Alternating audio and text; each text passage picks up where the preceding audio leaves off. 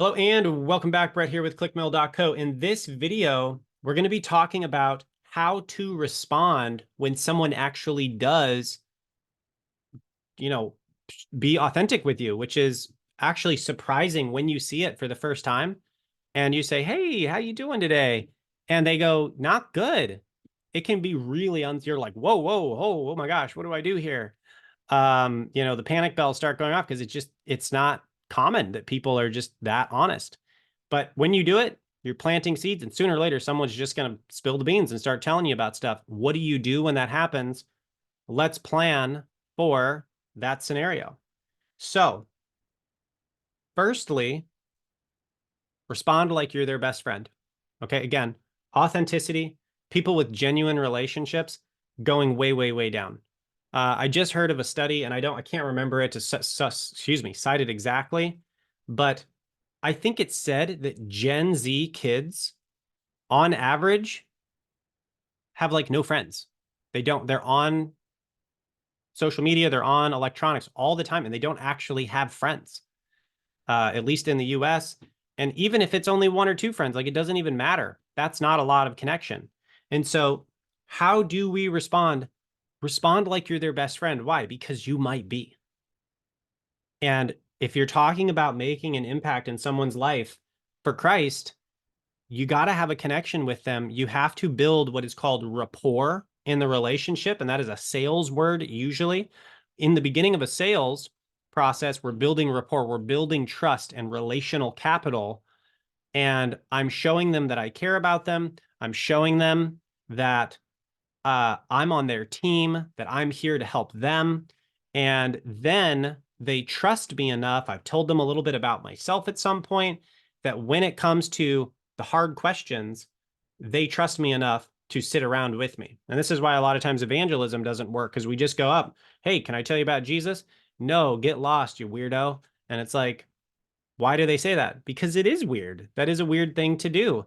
And they don't know us. We have no rapport. We have no social capital. So when coming back around, when someone actually shares, the day's not going too well, they'll just give you a little bit like that. So number one, respond like you're their best friend.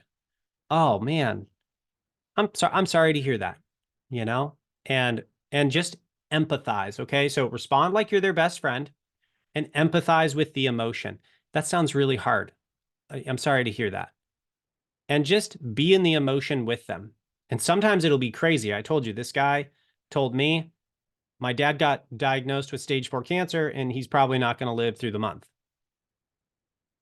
Okay. Like the goal when people share these things with you is to just be with them and allow them to feel what they're feeling. It's not bad that he's feeling grief. It's not bad that he needs to share with a stranger. It's just what it is. You know, unfortunately, life just kind of sucks sometimes. And if that's where he's at, I'm just going to be there with him. There's no right answer there. It's just, wow, you know, I'm really sorry to hear it. You know, I don't want to, I wouldn't want to push anything on you or anything like that. But if you'd like, I'd love to offer prayer for you if you feel like that would be meaningful to you. And if they say yes, great. If they say no, cool. Don't push it. Just ask them questions. Say, how are you doing with that? So we want to empathize with them. So number one, you're their best friend because you may actually be their best friend, even if you've known them for 10 seconds. Number two, you want to empathize with their emotion. Wow, that's so hard.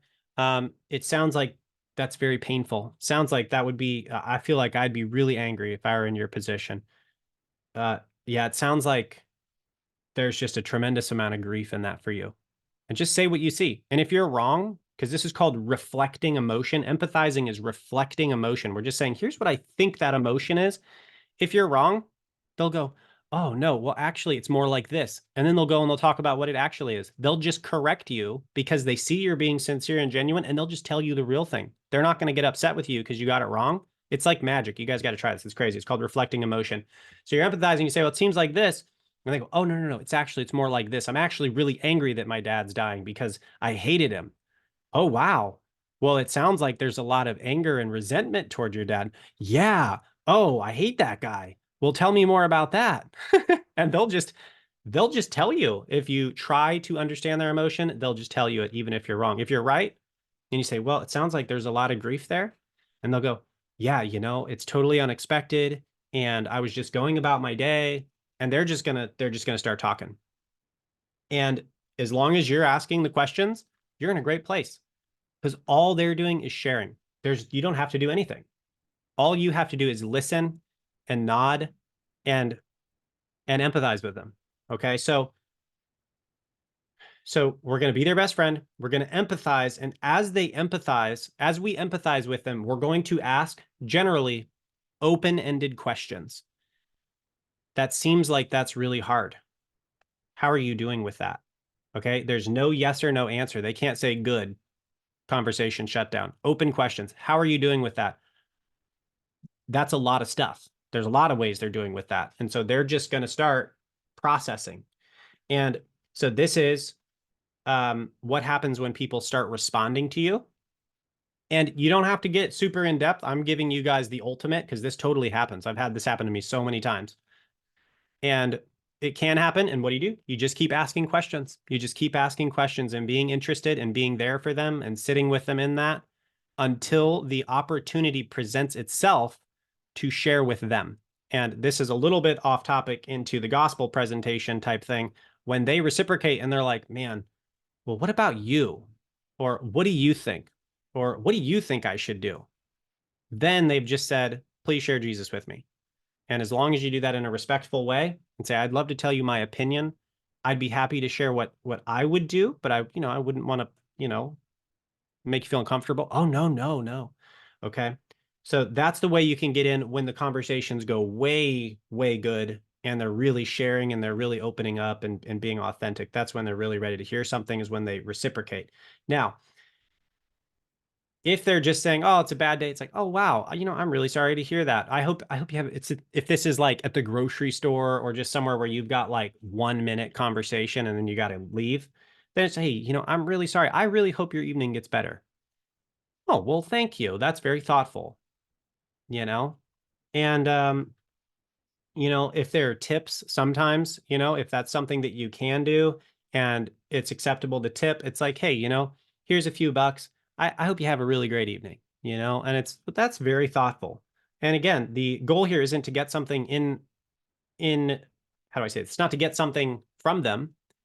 But when you engage with people like this, when you have a problem, they're way more willing to work with you and to help you move your mountains because you're just giving them basic human kindness. Like, it's amazing that this stuff works. It's kind of sad.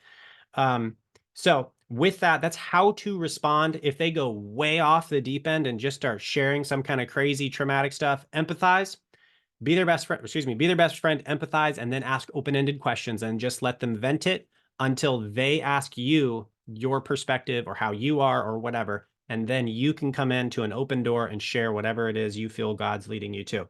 On the short end of how to respond, it's short. Wow, just empathize. That sounds really hard. I really hope you have a great evening. And back that up as best you can.